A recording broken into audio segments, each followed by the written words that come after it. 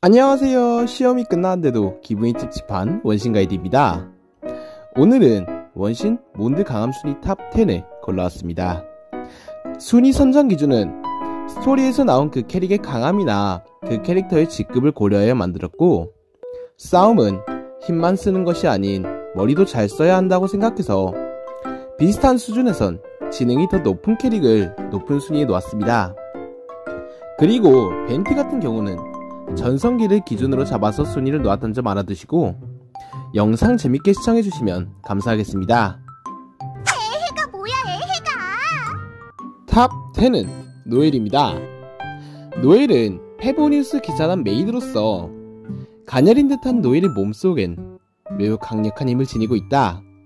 이는 그녀의 의지가 견고하고 완강하다는 것뿐 아니라 힘이 정말 세다는 것을 의미한다 라고 스토리에 써있을 정도로 엄청난 힘을 지녔고, 초대 이벤트에서도 그 강함을 직접 증명하였습니다. 애해가 뭐야, 애해가! 탑 9은 클레이입니다.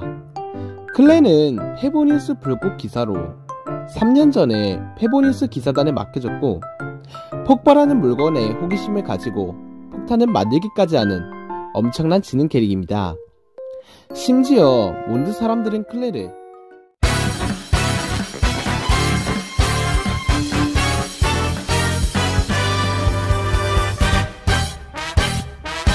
애해가 뭐야, 애해가! 탑 8은 케이아입니다. 케이아는 페보니우스 기병대장입니다. 케이아의 강함에 대해서는 정확히 밝혀진 게 없지만 다이루크의 친구이자 조력자 겸 두뇌 라는 언급과 몬드를 침범하는 도적과 마무를 막기 위해 케이아는 검뿐만 아니라 명석한 두뇌와 유머 감각으로 적을 제압한다 라는 스토리의 언급을 보아 케이아는 검술로만 상대를 제압하는 게 아닌 싸우면서 두뇌까지 사용하는 지능캐인 걸 알 수 있습니다. 애해가 뭐야, 애해가! 탑 7은 리사입니다. 리사는 페보니우스 도서관 사서로 도서관 사서라는 직급만 보고 전투력을 판단하면 안된다고 할 만큼 강한 캐릭입니다. 일단 리사는 수메르 아카데미아에서 200년에 한 번 나올까 말까 천재 졸업생이라는 타이틀을 가지고 있고, 리사는 페보니우스 기사단에 입단한 지 얼마 되지 않아 단장의 명령으로 활소대의 소대장을 맡게 되었을 정도로 능력을 인정받았습니다. 하지만 그녀의 직위에 불만을 가진 림프 저관이 그녀와 실전 대결을 하였지만 리사가 일부러 대결에서 져주고 8소대 소대장 직위를 거절하였는데, 그 후 림프는 리사가 자신이 생각했던 것보다 더 강했다고 생각했는지 아니면 무슨 바람이 불었는지 1년 동안 단장의 책상에는 리사의 이름만이 적힌 림프의 대장 추천서가 놓여 있었지만, 리사는 예상 외의 위험은 추가적인 업무를 의미하기에 귀찮음이 가득 찬 그녀의 성격 때문에 갖은 병명으로 거절하였습니다. 하지만 리사는 대부분 상황을 제어할 수 있다고 할 정도로 상황 판단이 뛰어나고 그를 뒷받침하는 힘 또한 못지않다고 생각해 케이아보다 높은 위치에 놓았습니다. 애해가 뭐야, 애해가! 탑 6는 알베도입니다. 알베도는 페보니우스 수석 연금술사입니다. 사실 알베도에 대한 전투력이 거의 공개되지 않아서 이딴 게 탑 6라고 생각할 사람들도 많겠지만, 일단 일반 다른 곳들보다 몬스터들이 많이 나오는 설산을 자주 들르거나 혹은 기숙하는 모습이나 켈리아에서 만든 생명이란 것과 두뇌 회전도 리사 못지않을 정도로 빠르게 돌아가고, 그리고 스승에게 전수받은 그의 마지막 과제가 내게 이 세상의 진실과 의미를 보여주렴 인 것으로 보아 추후 스토리에서도 꾸준히 등장할 것으로 보이고, 그리고 5성 애들이 이제 기본적으로 4성 애들보다 강하니까 예, 그것뿐입니다. 애해가 뭐야, 애해가! 탑 5는 유라입니다. 유라는 페보니우스 유격대 대장이자 죄인 로렌스 가문의 후예이자 몬드성 최고의 검사 중 한 명이라고 스토리에 쓰여있을 정도로 강력한 힘이 있음을 암시했습니다.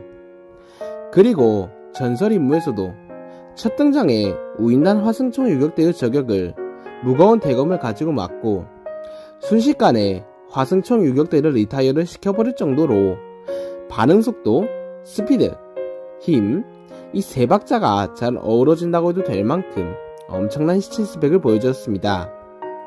심지어는 단장 대행인 진도 그녀를 인정하며 검수를 겨루기도 하였습니다. 그리고 유라에게는 어두운 과거도 있는데요. 처음에 상점은 그녀에게 물건을 팔지 않았고 응십정은 그녀에게 주문한 음식을 대충 만들었으며 근무지역 주민들은 그녀에게 협조하지 않았던 탓에 유라의 일은 순탄치 않았습니다. 그런 과거를 지니고 있어서인지 유라는 그 원한 기억해두겠다 라는 말을 입버릇처럼 하였습니다. 말로는 그렇게 하지만 누구보다 예의 있는 그녀였기에 예의에 어긋나는 말과 행동은 하지 않았습니다. 그리고 자신을 죄인이라고 말합니다. 애해가 뭐야 애해가. 탑4는 진입니다. 진은 페보니우스 단장 대행이자 오래된 기사 가문인 군일드 가문이기도 합니다. 군일드 가문은 몬드를 가장 오랫동안 수호해온 가문입니다. 그래서 유구한 역사를 가진 혈통인 만큼 막중한 책임감이 따랐습니다. 진은 어릴 때부터 어머니에게 기사도를 계승할 제목으로 교육받아왔습니다. 진 단장은 아주 믿음직스러워 난관에 봉착했을 때 그녀를 찾아가면 도움을 받을 수 있을 거야 라는 말이 있을 정도로 몬드에서는 기사든 민간인이든 모두 진을 의지했습니다. 심지어는 그녀가 휴식도 가지지 않고 일을 하고 단장 대행 업무보다 공경에 처한 사람들을 먼저 도우면서도 단장 대행 업무를 잘 처리하는 그녀를 보면서 몇몇 사람들은 그녀의 위에 대단장이 있다는 것도 잊어버렸습니다. 이렇게 진은 일만 할 줄 아는 일벌레로 보이지만 진은 의외로 연애소설을 아주 좋아하는 순정파입니다. 하지만 진은 두 사람이 사랑하는 이야기를 동경한다고 말하고 기사로서 몬드성과 페보니우스 기사단이 최우선이라고 생각한다지만 진도 마음 구석에 만약 나도 할 수 있다면 이라는 생각을 하며 연애를 하고 싶다는 생각이 있다는 것을 알 수 있습니다. 애해가 뭐야 애해가. 탑3는 다이루크입니다. 다이루크는 다운 와이너리의 귀공자이자 유저들에게는 다크 히어로로 알려져 있습니다. 다이루크는 자신의 과거에 대해 말하기를 꺼려하는데 아주 오래전 다이루크의 아버지는 자신의 아들이 가장 뛰어난 기사가 되어 자유의 도시 몬드를 수호하길 바랬고 다이루크도 아버지의 기대에 부응하고자 기사의 자질을 연마했고 가문의 규칙에 맞춰 엄격하게 자신을 단련했습니다. 그렇게 그는 기사단에 입단하고 뛰어난 활약으로 가장 젊은 기병대장이 됐습니다. 그렇게 날카로운 검처럼 최전방에서 활약을 하며 몬드 사람들도 그를 아주 좋은 인물로 보았습니다. 다이루크는 언제까지나 아버지의 칭찬을 들으며 마음속에 꺼지지 않는 불을 밝혀 계속해서 나아갔고 신념은 마치 영원히 꺼지지 않는 불꽃처럼 그의 마음속에서 타올랐습니다. 하지만 이 모든 건 한순간의 사고로 의해서 부서졌습니다. 어느 날 마물이 그의 아버지를 태우고 있던 운송 행렬을 기습했고 너무 갑작스러워 기사단에 연락하기 늦어버렸다고 판단한 다이루크는 마물에게 덤벼들었지만 마물이 너무 강력하여 다이루크는 속수무책으로 당할 수밖에 없었습니다. 그렇게 끝나나 싶었으나 그의 아버지가 정체불명의 힘을 사용해 마물을 물리치고 그 힘에 잠식되어 숨을 거두고 그렇게 슬픔에 빠져 기사단에 들어갔지만 진실 은폐라는 명령을 들어 신의 눈을 포함한 모든 것을 버리고 기사단에서 나가게 되었습니다. 그렇게 그는 7개의 국가를 전부 돌아다니며 우인단이라는 거대 조직이 사안을 만들고 있다는 걸 알고 그 사안을 아버지가 사용하여 죽었다는 걸 알았고 그렇게 무수히 많은 전투를 하면서 그의 싸움 실력은 점차 늘어만 갔습니다. 그러나 집행관들이 진실에 다가가려는 그를 막았고 그렇게 죽을 뻔한 그를 북대륙의 지하정보망의 관찰자에게 구해줘서 지하정보망 조직에 가입하였습니다. 그리고 몬드에 돌아온 그는 신임 부단장이 진이 단장 대행을 맡을 시기에 와서 사람들에게 이목이 집중되지 않아 조용히 다크 히어로 활동을 하게 되었습니다. 애해가 뭐야 애해가. 탑 2는 여행자입니다. 여행자는 그래도 페보니우스 기사단 소속이었으니 넣었습니다. 여행자는 지금까지 행보만 보면 단연코 몬드 최강자라고 할 수 있을 정도의 강함을 가지고 있습니다. 여행자는 5인단 11위 타르탈리아와 5인단 8위 시뇨라를 이긴 캐릭으로서 막강한 전투력을 입증했는데요. 심지어는 번개의 신 라이덴 쇼군의 공격을 막아내고 잠시 동안 그녀와 맞먹는 전투를 했을 정도로 엄청난 힘이 있다는 것을 증명했고, 힘이 천천히 돌아오고 있다고 타르탈리아와의 전투에서 밝혔기에 추 몬드뿐만이 아닌 티바트 최강자라고 불릴 수도 있는 캐릭터입니다. 애해가 뭐야 애해가. 탑 1은 당연히 벤티죠.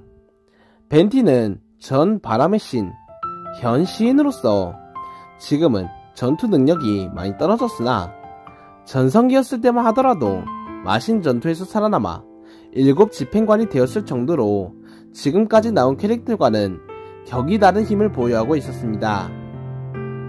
벤티는 자신이 얼음신의 지팡이를 훔치고 그 자리에 추추족의 몽둥이를 올려놓았다 라고 노래를 부르기도 하는데요. 하지만 이게 거짓인지 아닌지는 확실히 모른다고 합니다. 매사 장난스러울 것 같은 벤티도 엄청 슬픈 과거를 가지고 있는데요. 때는 마신 전쟁 때로 그 당시의 벤티는 그저 작은 원소 정령으로 조그만 호전과 희망을 가져다주는 바람이었습니다. 그렇게 있다가 현 벤티 몸의 진짜 주인과 친구를 맺고 몸의 주인은 하프를 연주할 줄 알고 가장 좋은 시를 쓰길 갈망하고 새가 하늘을 나는 모습을 보고 싶어 했습니다. 그리고 정령 벤티는 소년을 위해 깃털을 모아주었는데 그때 몬드에서 자유를 되찾기 위한 전쟁이 발발하고 정령 벤티와 몸의 주인은 그 당시 몬드인 곳을 지배하던 군왕의 죽음을 보게 되었고 정령 벤티는 깃털을 그에게 주려고 했지만 그는 결국 죽고 말았습니다. 그리고 오래된 신자가 무너지고 새로운 신인 바르바토스가 신이 되고 그는 신의 힘을 얻고 소년의 모습으로 자신의 신체를 번영하였는데 그 이유가 오직 인간의 형체로만 소년이 사랑하는 하프를 연주할 수 있기 때문이라고 그는 하프를 켜서 신의 바람으로 눈보라와 산들을 날려버렸고 그렇게 벤티는 폭군이 되기 싫어 몬드를 떠나가 버렸습니다.